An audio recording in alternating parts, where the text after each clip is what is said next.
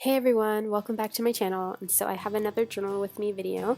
I am working in my summer stories journal again, and this is one that I really had wanted to do. I think the last time that I sat down to journal my real-time journal with me video, and I never got to it because of course real-time journaling it really takes me a while to get a spread going in my journal. So yeah, but this one is of course me journaling about Little Island. This is where I work now.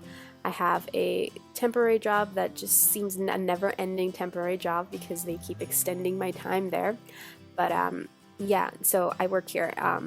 If you're not familiar with Little Island or New York City, because this is like a very new New York City attraction, it is basically a floating park. Not really floating. It's basically a park in the Hudson River, and it's built on like the stilts that used to hold up the piers.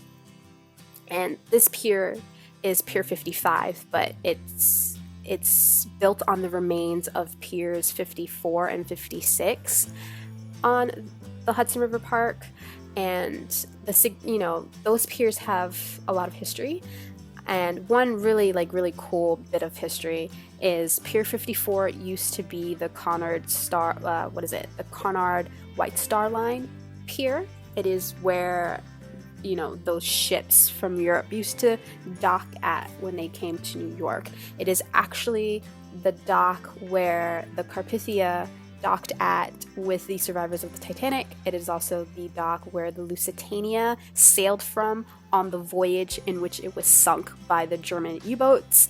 And yeah, so there's a lot of history, and unfortunately the only bit of it that's left is the Conard White Star Line arch, like this little well, not little, but like this huge metal archway. It is the only thing that has survived like all of these years, and it's actually the entrance to Little Island now. It is the south entrance to Little Island. So Little Island, to get onto this park, this little floating park, you have to go over bridges. And so there's two bridges, one in the north and one in the south. So the north entrance and the south entrance. The south entrance has the archway. And yeah, this is just a park. It's a very tiny park. It's like half of a New York City block. It's that small. And it is built on these pots that kind of resemble tulip flowers.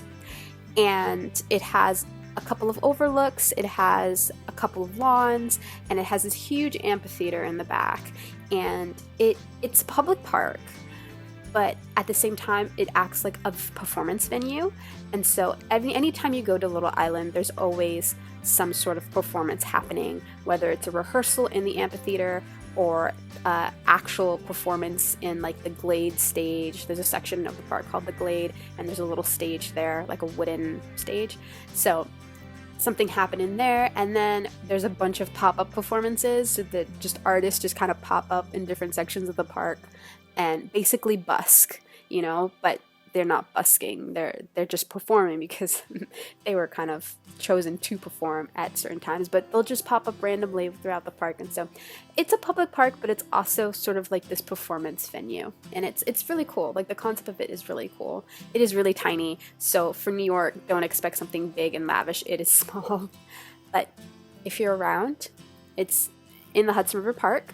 Take the train, that's the best way to get there, to 14th Street, and then walk all the way west to the Hudson River, and you will see Little Island floating in the river. And so I wanted to journal about that in my summer stories, because that's literally where I've been spending my time, is at Little Island. And yeah, so you saw here as I was rambling and that I had this little Polaroid picture that I printed out on my computer, and I just backed it with a doily and some pieces from the Maggie Holmes Garden Party collection, and a few pieces. I think the butterfly is from the Planner Society, and then that black and white floral is one that I stamped using one of the stamp sets that I had. And so very simple, very cute. I added a sticker, and yeah, that's just my little cluster.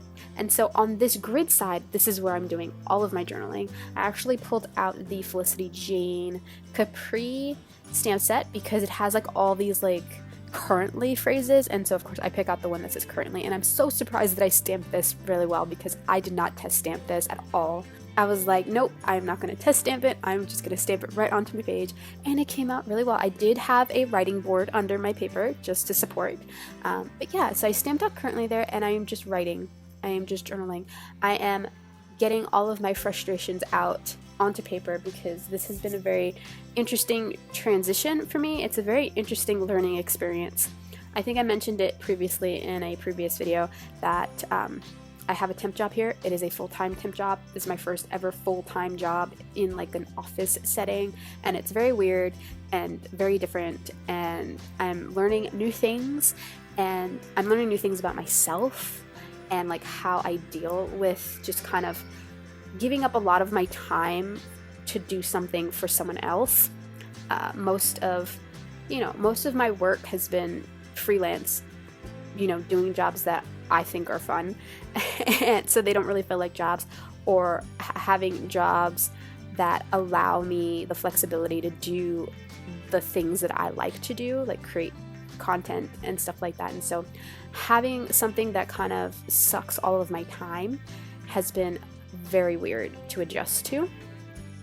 And yeah, it's just trying to find the time, trying to find a good balance of when I can actually do the things that I like to do, things that fulfill me, because honestly, this job is just a job.